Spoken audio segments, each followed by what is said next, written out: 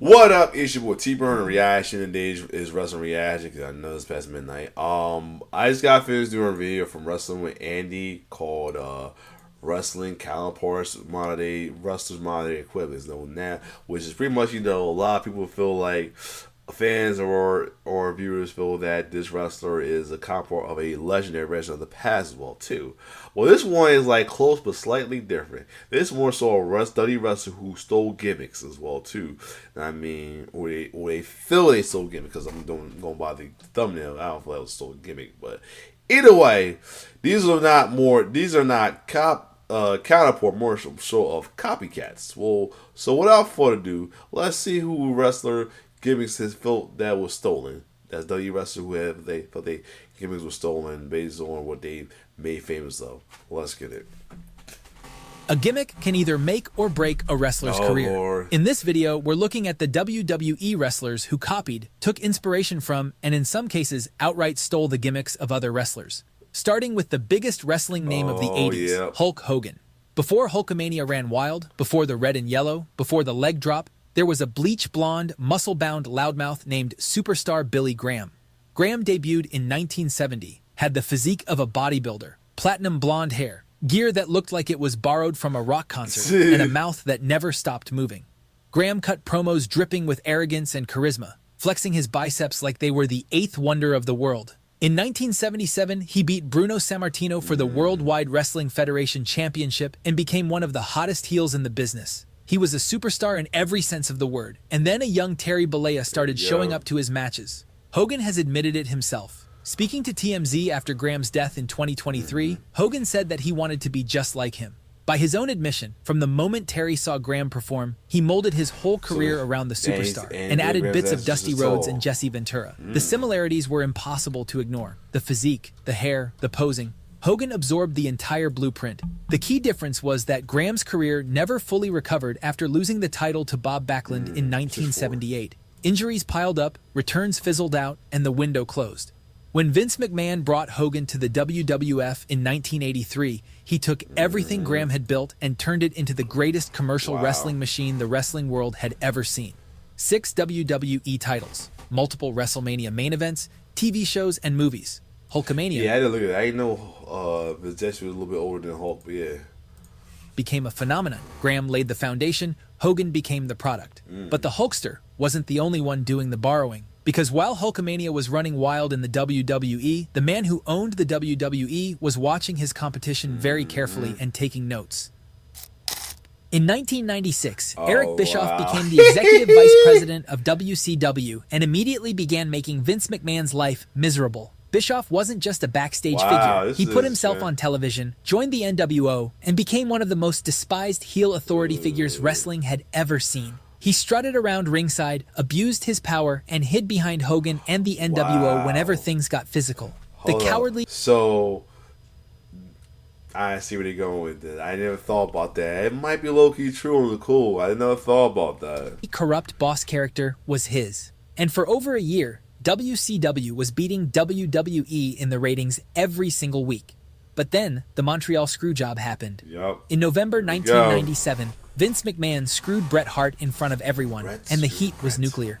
McMahon leaned in, stepped out from behind the announcer's desk, and became Mr. McMahon, the tyrannical billionaire boss who used his power to...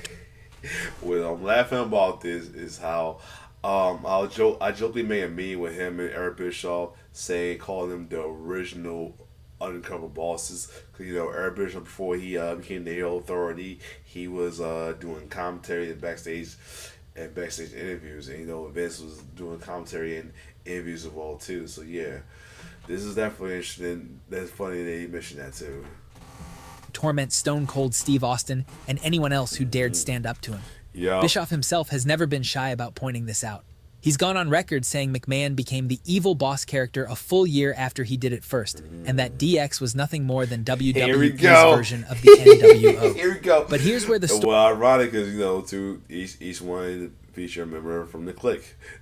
Stories diverge. Bischoff's character worked because he had the NWO doing his dirty work. Take them away, and he was just a guy in a suit. McMahon's character worked because it was soaked in reality. Fans knew Vince actually owned the company. The power was real. And his feud with Stone Cold Steve Austin became the greatest storyline in wrestling history, drawing the biggest ratings WWE has ever seen. Bischoff went on to become Raw's general manager during the brand split era, playing the exact same character in McMahon's house. McMahon loved that irony. The man who arguably inspired the Mr. McMahon character ended up working for him. The student doesn't always surpass the teacher, but sometimes the teacher steals your exam paper and gets a better grade. However, it's not always WWE taking inspiration from the competition. TNA spent years trying to build their own version of Kane. Kane debuted in 1997 as The Undertaker's monstrous younger brother, a 7-foot silent... And now we got both and more on the WE gauge. Like, you know, Abyss is on there as well, too. Part of the TA crossover. And because, you know, Chris Abyss is a backstage producer in WWE now. Machine in a bodysuit who couldn't feel pain and ripped cell doors off. He was managed by Paul Bearer, who held secrets about both Taker and Kane's dark past over their head. The character was layered, terrifying, and unlike anything WWE had produced before. When Dutch Mantell was working in Puerto Rico in the early 2000s, he created a character for a young Christopher Park that was directly inspired by Kane and Mankind. That character eventually made its way to TNA, and Abyss was born. The parallels were unavoidable. Both were enormous masked men booked as unstoppable monsters. Both were managed by father figures who exploited their pain, Paul Bearer for Kane, Father James Mitchell for Abyss. TNA even tried to replicate the Undertaker-Kane brother storyline by introducing Judas Messias as Abyss's kayfabe half-brother and son of Mitchell. However, it fell flat. Messias wasn't physically imposing enough to feel like a credible threat, and TNA's creative couldn't replicate the layers that made the original work. What Abyss did bring to the table that was genuinely his own was a hardcore... That was too good at the end of the day. He said something about bringing a table, and he tossed AJ ass right through a damn table, exploded. Edge closer to Mankind than Kane. He bled, dove into thumbtacks, wrapped himself in barbed wire, and survived things that would have ended lesser men. Even fought against Mankind too. TNA leaned into that and gave him Monsters Ball matches that were brutal. Mick Foley eventually showed up in TNA, acknowledged the comparisons, and even feuded with Abyss. Abyss became a TNA Hall of Famer and spent over a decade as one of the company's cornerstones. He reportedly turned down a WWE offer to face The Undertaker at WrestleMania to stay loyal to TNA, a loyalty that, depending on who you ask, either speaks to his character or cost him a much bigger career. He later signed with WWE not as a wrestler, but as a backstage producer. However, Abyss wasn't the only wrestler in TNA with an uncanny resemblance to someone from another promotion. When Samoa Joe arrived in TNA, everyone immediately noticed the similarities to Taz. The towel. The in-ring style that combined suplexes and submission holds, both being nicknamed submission machines. The aesthetic and the aura were strikingly similar. Both radiated a kind of menace that made you believe they could actually hurt someone. The difference was in the details. Taz was the gritty Brooklyn street brawl. Always just show the Clint Jacob version of Diesel. Joe was the Samoan powerhouse with a wider offensive arsenal and a unique agility for his size. Jesus! Joe also had something Taz never fully got, a long run at the top. His 18-month unbeaten streak in TNA and classic matches with AJ Styles, Christopher Daniels, and Kurt Angle are still talked about as some of the best work of that era. Later during his TNA run, Joe was even managed by Taz when he returned with a new look. Taz, to his credit, addressed the similarities directly and with class. He said he was flattered by the comparison, but believed Samoa Joe was a special wrestler, and he would still be successful even if Taz never existed. But while Joe added upon Taz's blueprint, Ryback ended up being a less intimidating version of Goldberg. Here we go. Bill Goldberg arrived in WCW in I know Ross gonna be loving this one. 1997 and immediately became one of the most overacts in wrestling. He was massive, jacked, and bald, with a no-nonsense intensity that felt real in an era of cartoonish characters. He simply walked through smoke and sparks and proceeded to destroy everyone in front of him. The unbeaten streak in WCW became legendary. Goldberg became one of the hottest stars in wrestling in 1998, beating Hulk Hogan for the WCW Championship. So when Ryan Reeves debuted on Raw in 2012 under the name Ryback with a series of squash matches, the fans immediately made the comparison. Bald, jacked, streak. Crowds started chanting Goldberg within weeks and never really stopped. WWE's own creative staff was reportedly trying to recreate the Goldberg formula, and the packaging made that obvious. The core problem was one of authenticity. Goldberg's streak felt real because WCW built it organically. Ryback's squash victims were jobbers nobody had ever seen before, making the dominance feel hollow. And unlike Goldberg, Ryback had history as Skip Sheffield, a cowboy hat-wearing character from NXT that fans hadn't forgotten. That. There was no convincing air of mystery. And before that, he was on Toughen Up. He was on Toughen Up with the Toughen Up season with Miz and Boogeyman. Ryback had a decent run as Intercontinental Champion and remained on the roster until 2016, when he departed over pay disputes. Goldberg went on to beat Brock Lesnar at Survivor Series in 2016, proving there was only ever one original. When the copy walked out, the real thing walked back in, and the crowd didn't need a second to know the difference. And while we're talking about men who built a career on copied gimmicks, nobody did it better than the man who stole a nickname, a strut, and an entire persona, and somehow became more famous than the man he took it from. Buddy Rogers was the original Nature Boy. He started wrestling in 1939, long before Ric Flair was even born, and by the time television brought wrestling into American living rooms, Rogers had already built the prototype with the bleach blonde hair, the arrogant promo style, the strut, and the figure 4 leg lock. He was a multi-time world champion and one of the most influential performers of his era. He was the original Nature Boy. Fast forward a few decades, and Ric Flair started out as a completely different kind of wrestler. He was slightly overweight, generic in presentation, and nothing close to the Nature Boy we know today. But then, a 1975 plane crash broke his back in 3 places and forced him to rebuild from scratch. When he came back, Booker George Scott had a suggestion to pattern himself a little after Buddy Rogers, and Flair listened. He bleached his hair, found some robes, developed the strut, adopted the figure 4, and took Rogers' nickname wholesale. In 1979, Rogers came out of semi-retirement and feuded with Flair over the right to the Nature Boy name. Rogers put Flair over, submitted to the figure 4, and effectively handed the keys to the next generation. After that, Flair took Rogers' stuff to a whole new level. Rogers was a territorial star. Flair became a global icon. 16 world titles, the 4 Horsemen, legendary feuds with Steamboat, Dusty, Sting, and Triple H, and a career that spanned 4 decades. The original Nature Boy was a pioneer. The second Nature Boy became a legend. And somewhere in between those two truths is one of the greatest gimmick thefts. Or tributes, depending on who you ask. I feel like it's a tribute. Oh! The Beautiful People debuted in TNA in 2007. Yeah, if you think about that, it is a copy. Lay Cool thing was a copy. But low-key worse, though. And they were exactly what they sound like. A mean girl clique of wrestlers who believed they were the most gorgeous women in the company and made everyone else's life miserable because of it.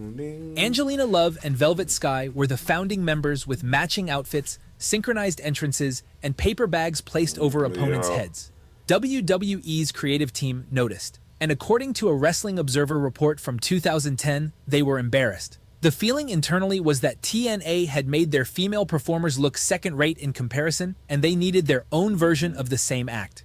Enter Lay Cool. Michelle McCool and Layla debuted as a duo in 2009 and started doing essentially everything the Beautiful People were already doing. They called themselves Flawless, humiliated other women on the roster, declared themselves co-women's champions, and coined nicknames like Piggy James for Mickey James. The hairspray, the synergy... And then by it was nothing over... slightly, mom bodish about Nikki James for that though, so that's why it made that kind of look bad on the cool. The matching gear, it was all there. The Beautiful People weren't shy about calling it out. The original created something special. The copy got a bigger platform and a bigger budget. But while this was one of the most well-known gimmick thefts of the PG era, up next, let's talk about a lesser-known case when a stolen rapper gimmick changed wrestling history forever. In 1991, WCW had a problem. Rap music was exploding in popularity, and WCW wanted a piece of that audience. Of course. Their solution was a 400-pound Nebraska native named Paul New, repackaged as the Rap Master, PN News. The character was built around hip-hop aesthetics with neon ring gear, gold chains, and rap promos before matches. The gimmick was fashioned after PM Dawn, but it landed with a thud. News couldn't really rap. He was limited in the ring. He feuded briefly with Steve Austin for the TV title, got moved down the card, botched a finisher that put another wrestler named Dave Sheldon out for nearly a year, and was released by early 1992. His WCW career lasted less than a year. A decade later, a young rookie named John Cena was struggling as a generic babyface on SmackDown with nothing that made him stand out on the roster. Then, Stephanie McMahon overheard him freestyle rapping on a tour bus and everything changed. Cena debuted a new rapper character in late Life. 2002 with jerseys, baggy shorts, snapback caps, and freestyle rap promos that dissected opponents before the match began. The surface-level template was similar to what PN News had attempted, but the difference was in the execution. PN News was a gimmick in search of a wrestler. Cena was a wrestler who found the same gimmick at the right time. The rapper character became the springboard for a 17-time world champion and one of the biggest mainstream stars wrestling has ever produced. Unfortunately, WWE fumbled Cena's retirement tour with some of the worst booking in recent memory. And if you want to revisit the worst WWE storylines of all time, check out this video next. Alright, cool. Definitely a good picks right there as well too, though. I'm glad like the way say it was a good comparison. So they said we knew about the Hulk and Buddy Rogers, but that was interesting to put the Vince McMahon, Eric Bischoff. Now you think about it, that is kind of true as well. The Kane and Biz was definitely a good comparison. The Taz and Samoa Joe was a good comparison. I didn't think about that at the time. Of course, the World War Rabbit, we already knew that about that comparison. The Buddy Roger and Racial Boy, yup. And what was the Late Cool? The Late Cool was interesting as well too, but I feel like I would definitely always pick the Beautiful People over them because they were natural. The other ones was kind of forced. But other than that, if you like my reaction, like, share, subscribe to my YouTube channel. It's your boy T.